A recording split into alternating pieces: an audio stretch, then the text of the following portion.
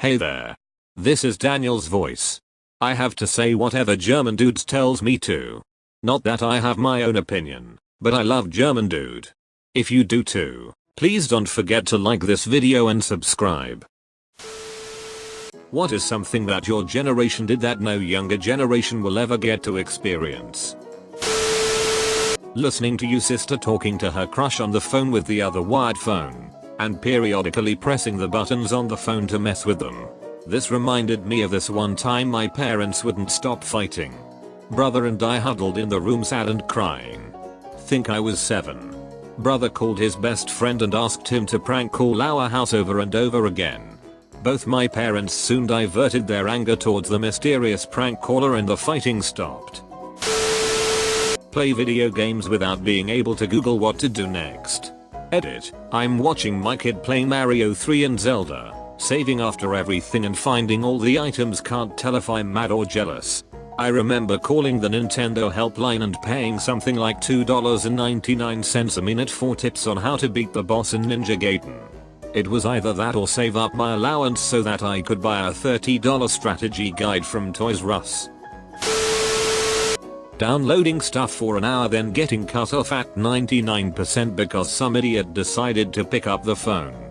It still catches me off guard sometimes how fast my broadband is. I see a 15 GB update for a game and think that blows my plans for playing tonight, and then it's done in 10-15 minutes. Experience the transition from dial-up to high-speed internet. Holy crap. It was amazing when my parents finally made the switch. I was sort of dumbfounded, like, so you're telling me all I need to do is click on Internet Explorer and I'm just magically on the internet? I was amazed when my family first got DSL. My reaction was essentially, so you're telling me I can be on the internet while someone else is on the phone? Rewinding movies in the VCR. And then having a whole separate appliance to rewind them slightly faster. I worked at a video store and we had 2 super cool race car rewinders and I always enjoyed when there was a tape in both of them and it was like a race. Burn a CD. I used to spend hours strategically picking 16-20 songs to listen in the car that month on my way to school. And then you'd get a CD burning error just as it was finishing and now you've wasted another CD. I don't remember how much they cost back then, but I remember it was painfully expensive to keep throwing them away when burning your own CDs was still a new thing. CDRs were around $10 a piece when they first came out. Dropped fairly quickly and stagnated a while around $2.03 each before the big spindles of 50 blank discs for $20 started appearing. Watch MTV when it showed nothing but music videos, artist interviews and concert footage. Waiting through boy bands videos to watch a Korn video on TRL. Remembering your friends' phone numbers in your head. I can still remember a handful of phone numbers from friends when I was a kid. And having to wait to see if the pictures you took came out actually turned out okay. Edit. Forgot a word. Going out on your bike Saturday morning to go play with your friends. Your parents yell, "Just be back for dinner time," as you pedal away. You go to your friend's house. You learn that they have already headed out. You must now find them. This is normal. You must now decide where in the 3 or 4 mile radius they have likely gone to hang out. This will be based on several factors like weather, last week's current hotspot, who's just got some pocket money to spend, etc. So you take a best guess and pedal across town and down into the country lanes to that spot with a good bike jump. It's a bust. Never mind. You got to take a few practice jumps without the pressure of failure. You travel roughly 3 or 4 miles until you get it right. The elation is real. There is a group buzz when a friend has successfully found and joined the group. You feel like a tracker hunter for a bit. Group shenanigans resumes. No one films it. You return home 8 or maybe 9 hours later, sweaty, bruised, muddy and hungry. No one worried. They are pleased you are home and time for burger and chips in front of the TV to watch the A-Team as a family. All the stupid shit we all do in high school, without social media to commemorate it forever. Story. In 1985 some friends of mine planted a sign in the middle of the field at our big rivals football stadium the night before the game.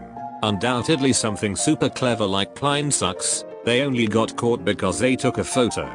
A cop saw the flash and they got arrested for trespassing. Camera confiscated, or at least the film. So we were all robbed of wonderful picture commemorating the event. But in 2019 that photo would be going straight to social media, cop or no. Edit, till there are plenty of KISD grads on Reddit. Also, we graduated in 85 but the shenanigans described above would have been in the fall of 84, football season. The total joy when the Sears toy catalog came out before Christmas. Which was replaced by the Toys R Us catalog for my kids. Now they are both gone. What did you do to your kids, you monster? Wait outside the closed school for your mom to pick you up with no way to contact her. You start thinking if she doesn't come, you will have to assimilate yourself with the other street orphans and try to survive. She definitely got in a car accident. What is life going to be like without her? Can dad make it work as a single father? Oh god, the funeral, it's going to be so sad. She won't be there to put notes in my lunch anymore. I can't believe this happened. Oh, there she is. And then I wave and run over, climb in the back seat, buckle up and ask what we are having for dinner. I probably did this 3-4 times a week. I was a very anxious kid. Record songs off the radio onto cassettes. My brothers and I used to sit around a cassette recorder and make our own fake morning radio shows. Like, alright, it's minor 49 are coming to you live and you just heard Duran Duran. Coming up next we got, quick what cassette do we have, Warrant. With their new song, Heaven, then we'd get a second tape player, play the song next to the tape recorder and record it with really shitty quality. I think those tapes are still buried in my mom's house somewhere.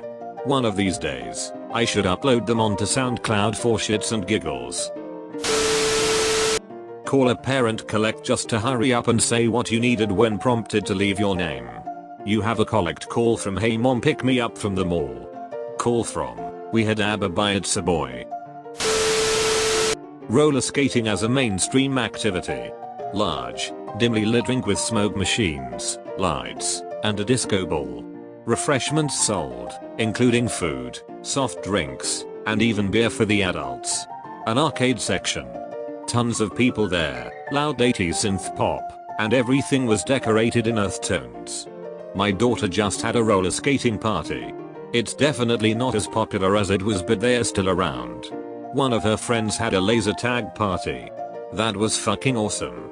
I showed up with a bunch of other dads and their kids. The girl's mom was like, you guys can leave if you have stuff to do, or did you want to play with kids? Of course we want to play laser tag. The birthday girl got to pick teams, so she picked all her friends. We fucking slaughtered them. Switching to channel 3 to be able to play Nintendo. Being not available. Before mobile phones, if you wanted to talk to someone you had to find a landline and hope they were actually in, or go round their house. Now, it's all instant messaging in its many forms, with the sender expecting an instant reply. On the same theme, I miss not having clearly defined working hours. Back then, if you wanted to talk to me about work stuff, you'd have to do it on Monday to Friday, 9 AM to 6 PM. Now, I get work emails and phone calls every day of the week, 24 hours a day. People seem to have lost that sense of boundary, and seem to think it's okay to pester me at 8 PM on a Sunday night. You can get a lot of that back by simply not answering. My wife and my mom are always top priority. Everyone else can wait. If I'm not on call for work, my work phone may not even be charged. I'm sure kids add a layer of complexity to that, but I'm not there yet. Playground rumors, myths in video games. I feel like they still exist, but to a much smaller degree. Only thing from recent memory I can think of is Herobrine from Minecraft. But back in the day, man, every game you played had like 6 rumors surrounding it. Secret codes, weapons, levels. You name it. Shit like Mew hiding under the truck in the old Pokemon games, the fabled code to make Lara Croft naked, Bigfoot hiding in the woods in GTA, San Andreas, the secret cow level from Diablo, the list goes on.